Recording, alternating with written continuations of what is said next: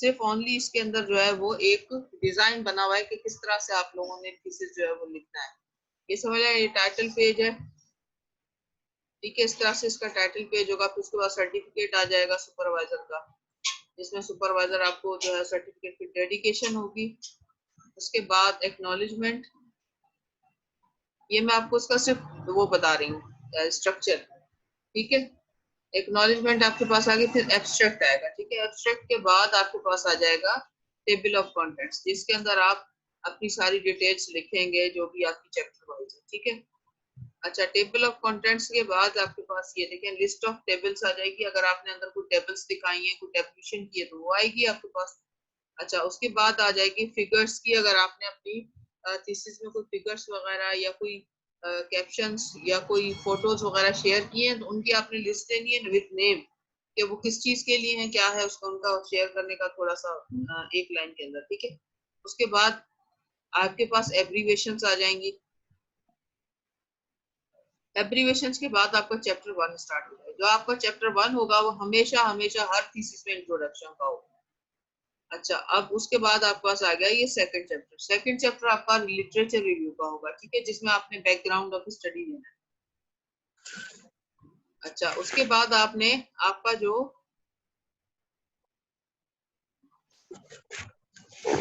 Third आपका जो होगा चैप्टर वो रिसर्च मेथोडोलॉजी का होगा, ठीक है।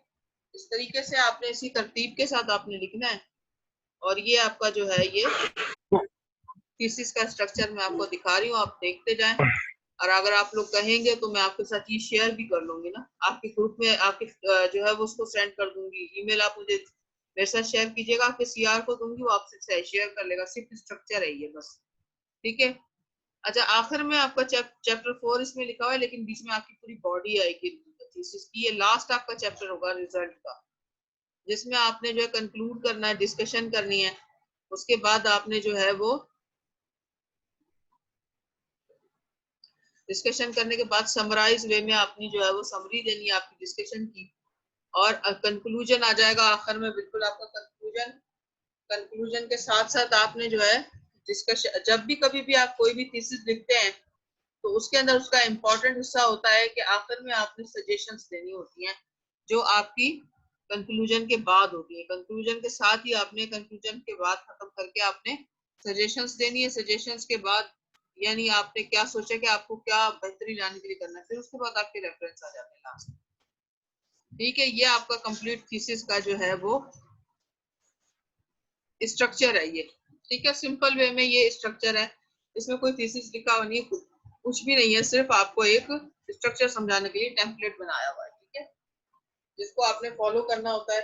अच्छा, अब इसमें आपको देखिए कि क्या चीजें आपको खास खास दिखा रही थी, ठीक है। अब आप देखें इसमें जो आपका फॉन्ट स्टाइल है वो न्यू टाइम्स रोमन है, ठीक है।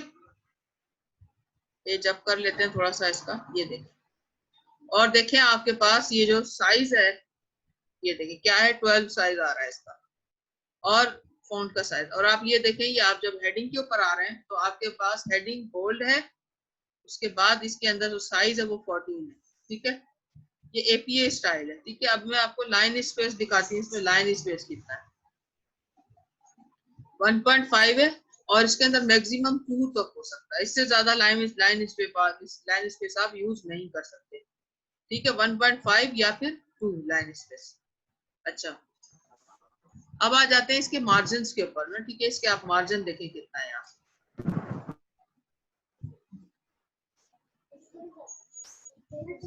इसके अंदर मार्जिन के लिए होगा ये पेज लेआउट होगा। ये देखिए, ये आपके पास बॉर्डर है, ये साइज हो गया, यहाँ पे मार्जिन पे आ जाते हैं। ये पे आप इसके अंदर जो खास बात आपके लिए नोट करने वाली है वो आपके लिए ये है कि इसका मार्जिन जो है वो कितना जिसमें सेट हुआ हुआ है।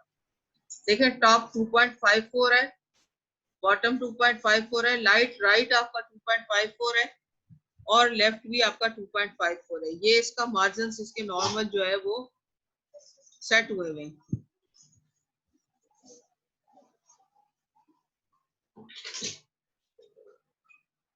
अच्छा, अब इसका पेज का जो है वो व्यू करते हैं, ठीक है, पेज का। इसको हम व्यू करके देखते हैं।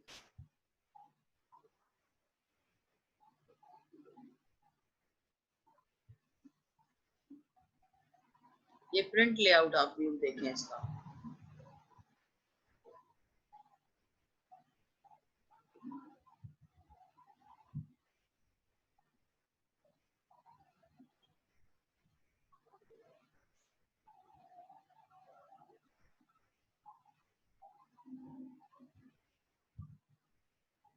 ये देखिए इसका प्रिंट का लेआउट जो है वो इस तरह से आएगा कि यहाँ से ये इसके मार्जिन सेट हुआ है, राइट, लेफ्ट और टॉप और बॉटम के ऊपर, ठीक है।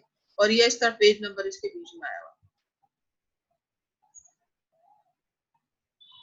हम इसकी होम स्क्रीन पे आ जाते हैं, ठीक है। इसके लेआउट से निकल जाते हैं।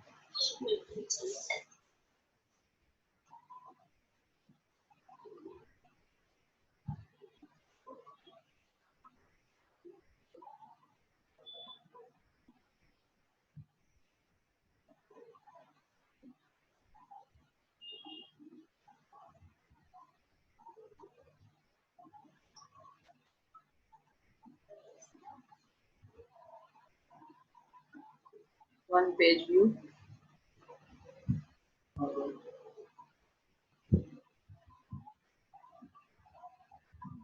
अच्छा, अब ये तो आपका टेम्पलेट हो गया। ये हमारा आज की जो क्लास है वो आपको सिखाना है कि किस तरह के क्या स्ट्रक्चर होगा आपके थीसिस का। अब ये हमारा हो गया ये प्रिंट आउट, जो सॉरी मतलब जो आपका जो टेम्पलेट जो है वो थीसिस का, वो हमारी सिंध यूनिवर्सिटी का है ये, और ये है पीएचडी और एमफिल का। तो आप लोगों के लिए ये एक तरीके से समझ लें कि एक सैंपल है, लाइक सैंपल है ये आपके लिए कि किस तरीके से आपने लिखना है अपना थीसिस। अच्छा, अब हम आ जाते हैं अपने एपीए स्टाइल के ऊपर ना।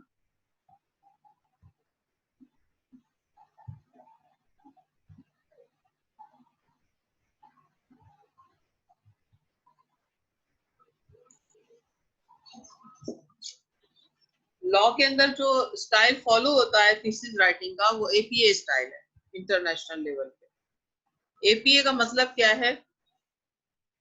American psychological association.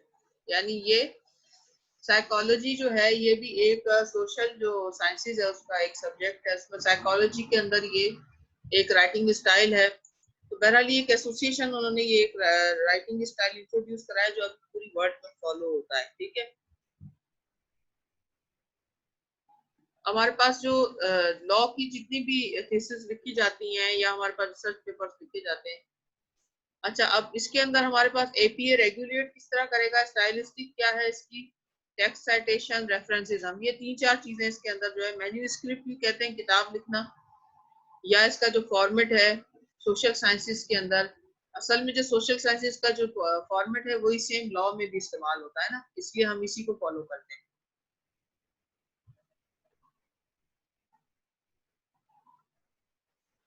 ठीक है।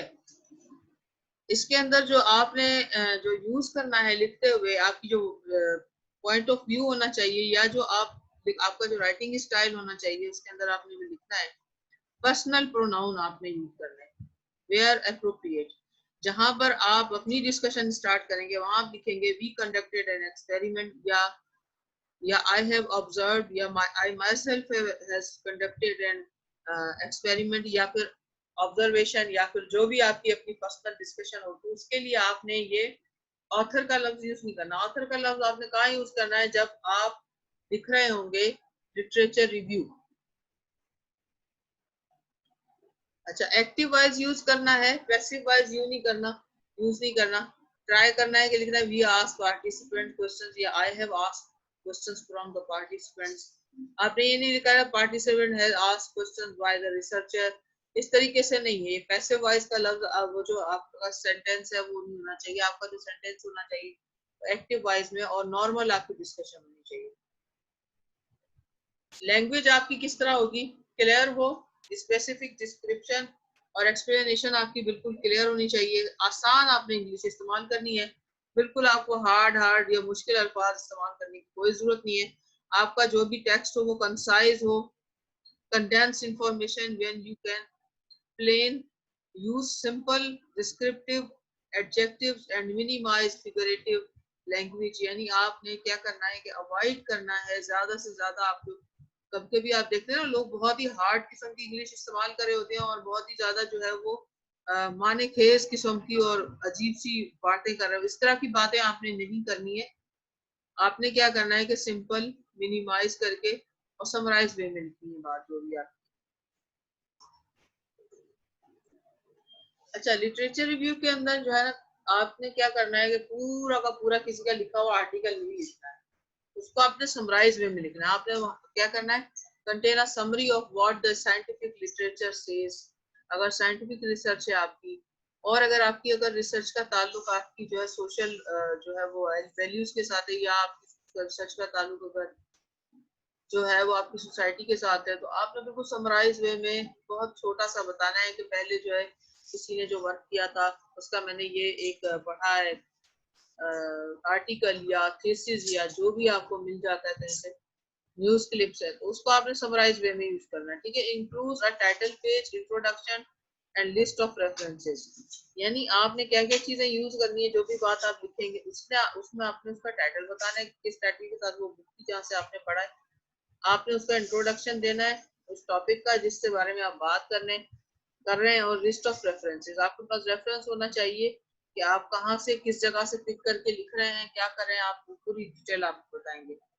The experimental report describe your experimental research, include title page, abstract, introduction, methods। कौन सा मेथड आपने यूज किया, किस तरीके से आपने रिसर्च कंडक्ट किया, उसके रिजल्ट्स क्या आए, फिर आपने उनको डिस्कस करना है। ठीक है, उसके बाद आपने रेफरेंस देने हैं, और अगर आपने कोई वैल्यूज देनी है तो उसको टेबुलेटिव करके, या फिगर्स आपने बनानी है तो उसको क्लियरली आपने मेंशन करना है। इफ योर पेपर या फिर आप थीसिस का लफ्ज इसके लिए इस्तेमाल करते हैं, अगर आप रिसर्च पेपर लिख रहे हैं तो वो भी लाइक थीसिस ही होता है। थीसिस थोड़ा डिटेल में होता है, और रिसर्च पेपर जो है वो किसी एक टॉपिक के ऊपर छोटा सा लिखा जाता है। ठीक है, your paper neither of the categories above. Follow the general format, consult the instructor, consult the APA publication manual। APA publication manual को ढूंढने की आपको जरूरत नहीं है, आप इंटरनेट के ऊपर लिखेंगे APA publication manual, तो उसमें आपको डिटेल्स मिल जाएंगे।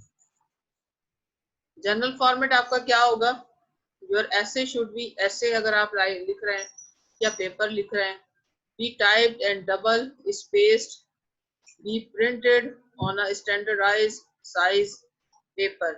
यानी आपके पास पेपर होना चाहिए, उसकी विड्थ और लेंथ जो है 8.5 इंटू 11 इंचेस होनी चाहिए। ठीक है, use 1 inch margin on all sides. All side का मतलब है up and down, right and left. ठीक है, use 10 to 12 points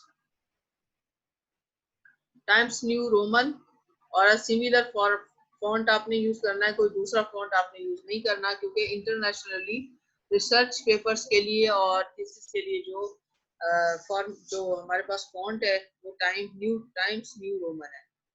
include a page header, title आपने देना है, उसके लिए आप हेडर का इस्तेमाल करेंगे। उसके अंदर अगर आप हेडर में कोई भी चीज लिखते हैं तो हर पेज के ऊपर आती है। आप वो जो टाइटल आपका होगा आपके थीसिस का, उसको आप हेडर में यूज कर लें तो वो आपके हर पेज पे आ जाएगा। उसमें आप अपना अगर फुटर के अंदर अगर आप कोने में अपना छोटा सा अपना नाम मेंशन करेंगे तो वो आपका नाम भी जो है वो हर पेज पे आ जाएगा। जैसे कुछ लोग लिखते हैं कि भाई मेरा जो थीसिस है उसके ऊपर मेरे हर पेज के ऊपर मेरा नाम लिखाना चाहिए, तो आप कर सकते हैं, ऐसा भी कर सकते हैं, बहुत आसानी से हो जाएगा। If you are writing a manuscript draft, APA suggests using two space between sentence to add readability। यानी पढ़ने के लायक उसको बनाने के लिए जब आप कभी भी लाइन स्पेस यूज करेंगे तो लाइन स्पेस आपकी कितनी होनी चाहिए, 2 होनी चाहिए। ठीक है, ये स्पेस वर्ड्स के बीच में बात नहीं कर रहे, हम लाइन स्पेस की बात कर रहे हैं। ठीक है, अच्छा, एपीए मैनुअल अगर आपके पास है तो उसको आप देख लें, आपके पास वैसे आप डाउनलोड भी कर सकते हैं ना, आपके पास इंटरनेट पे अवेलेबल है। अच्छा, आपका ऐसे या फिर आपकी जो भी आपका थीसिस होगा उसका फॉर्मेट देखें क्या होगा। 4 उसके हिस्से होंगे, मेजर सेक्शंस होंगे। टाइटल पेज होगा सबसे पहले, फिर उसके बाद आपके पास जो वो पूरे के टाइटल पेज के बाद आपके पास क्या क्या चीजें आएंगी थीसिस में, वो मैंने आपको बताई हैं। अभी डिटेल के साथ जब आपको मैं टेम्पलेट शेयर कर रही थी। एब्स्ट्रैक्ट के बाद आपकी जो है वो मेन बॉडी आपकी इसकी स्टार्ट हो जाएगी थीसिस की, और लास्ट में आपके आएंगे रेफरेंसेस। फॉन्ट साइज आपके पास 12 होगा, हेडिंग फॉन्ट साइज आपके पास 14 होगा, लाइन स्पेस आपके पास 2 होगी। ठीक है, आपका जो टाइटल पेज होगा सबसे पहले पहले आपके पास आ जाता है आपका टाइटल पेज। ठीक है, हेडर के ऊपर आपने क्या करना है, इंसर्ट, ठीक है, page header, use insert page header, title flush, left page number flush right. आपका जो पेज नंबर होना चाहिए वो बिल्कुल राइट उसके ऊपर होना चाहिए आपके साइड पर।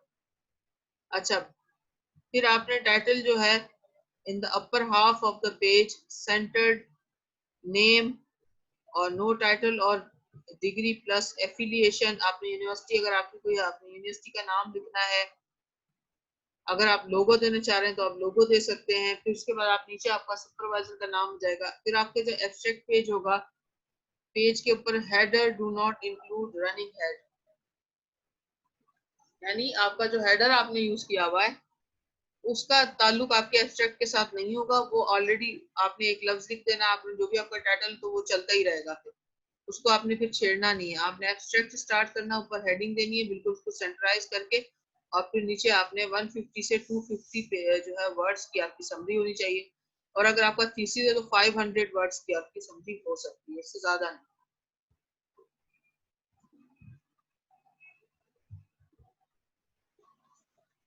ठीक है, the number the first text page as page number 3। Type and center title of the paper centered at the top of the page. Type the text double space with all sections following each other without a break. यानी तमाम जितने pages हैं उसके अंदर break नहीं आएगा, आपको page continuous में फिर चलते चले जाएंगे। आपका टॉपिक स्टार्ट हो गया, अब आपका काम शुरू हो गया। Identify sources you use in the paper and parenthetical in text citation, format table and the figures। यानी जो भी आपके टॉपिक से रिलेटेड जो आपकी टेबल्स हैं या फिगर्स हैं, आपने उनको भी इसमें शामिल करना है, लेकिन उसकी आपने एक लिस्ट बना ली है अलग से, उसको आपने शुरू में दे देना है कि इसमें ये फिगर्स हैं, ये फला पेज पर फला पेज पर। और उसके अलावा आपने जो भी टेक्स्ट लिखना है उसकी साइटेशंस आपके पास होनी चाहिए। आपका जो रेफरेंस पेज होगा उसके अंदर मिडिल में आपने रेफरेंस की हेडिंग डालनी है। ठीक है, टॉप के ऊपर फिर डबल स्पेस देनी है, तो उसके बाद नीचे से आपके जो है वो स्टार्ट हो जाएंगे सारे के सारे रेफरेंस। आपने एंट्रीज करते जाना है उसके अंदर। अब रेफरेंस देने का तरीका क्या होगा, किसी भी बुक के ऑथर के नेम को लिखने का तरीका ये होता है कि उसका जो लास्ट वर्ड होता है नेम का उसको आप शुरू में ले आते हैं, और जो शुरू का आपका जो उसका नाम होता है, मिसाल के बाद जैकवर्ड स्मिथ नाम है, तो आपने क्या करना है, स्मिथ को पहले ले आना है और जे और क्यू कर देना उसको, जैकवर्ड पूरा नहीं लिखना आपने। ठीक है, alphabetise reference list entries the last name of the first author of each work। अच्छा, capitalise only the first letter, सबसे पहला आपका जो लेटर होगा वो कैपिटल लेटर्स में होगा, बाकी सारे स्मॉल लेटर्स में होंगे वर्ड। अच्छा, फिर सबटाइटल अगर आप देना चाहते हैं कोई तो उसको सबटाइटल भी दे सकते हैं।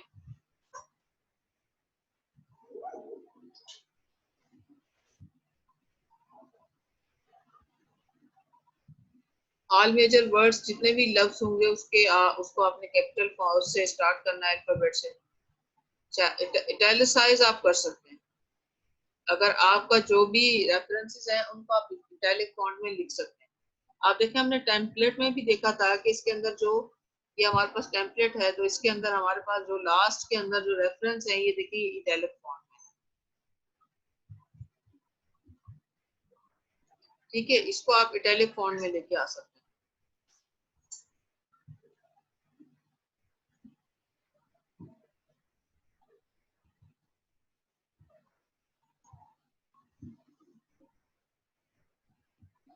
अच्छा, अगर आपके पास वेबसाइट्स हैं तो वेबसाइट्स को लिखने का फिर तरीका दूसरा होता है।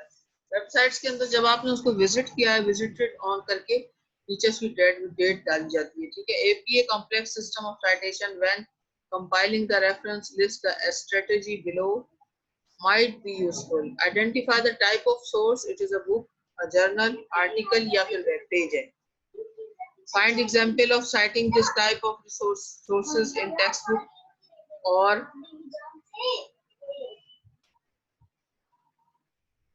APA गाइड के अंदर जो हमारे पास जो तरीका है वो यही है कि आपने रेफरेंस लिखना है तो उसके अंदर आपने क्या करना है कि वेबसाइट पूरी लिखनी है. मिसाल के तौर पर ये है owl.english.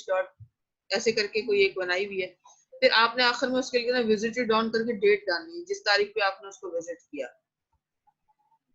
अच्छा, इसको आपने क्या करना है, मिरर करना है. मिरर का मतलब है कि आपने उसी सैंपल के तरीके से जो सैंपल आपको बताया गया है आपने लिखना है. आपने उसके अंदर अपनी तरफ से कोई चीज नहीं ऐड करनी. Make sure that the entries are listed in the alphabetical order and the subsequent lines are indented. ठीक है, जो भी आप रेफरेंस देंगे उनको अल्फाबेटिकल ऑर्डर्स में आप कर लें. उसी हिसाब से आपने उसको जो सेट करके लिखना है. क्या होता है कि जब आप साइटेशन लिखते हैं, अगर मिसाल के तौर पर किसी किताब की आप बात करें तो उसका पेज नंबर आपने लिखना है जो पेज आप उसमें साइट करें. उससे जो आपका रीडर होगा या मिसाल के तौर पर जो भी आपका, अगर आपका पीयर रिव्यू में जा रहा है तो जो भी रीडर होगा उसके लिए ये बहुत आसानी रहेगी कि वो उस किताब के अंदर उस पेज को खोलेगा और उसके जरिए उससे आपको फौरन आपका जो भी रेफरेंस है उसके सामने आ जाएगा कि हाँ जी इसने यहाँ से लिया. When you use a source, provide in the parentheses author's name and the date of publication.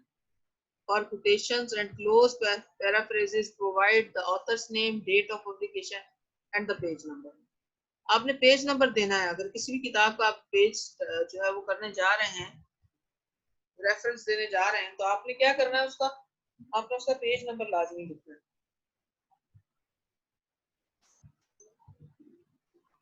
अब कोटेशंस लिखने का क्या तरीका होता है. कोटेशंस अगर आप दे रहे हैं तो कोटेशंस कैसे आप कोट करेंगे. When quoting, introduce the quotation with a single phrase. Make sure to include author's name, the year of publication, the page number, but keep the citation brief. Do not repeat the information. आप क्या करेंगे जब कभी भी आप किसी भी, जैसे आप कह रहे हैं कि फला जस्टिस ने इस तरह कोट किया किसी साइटेशन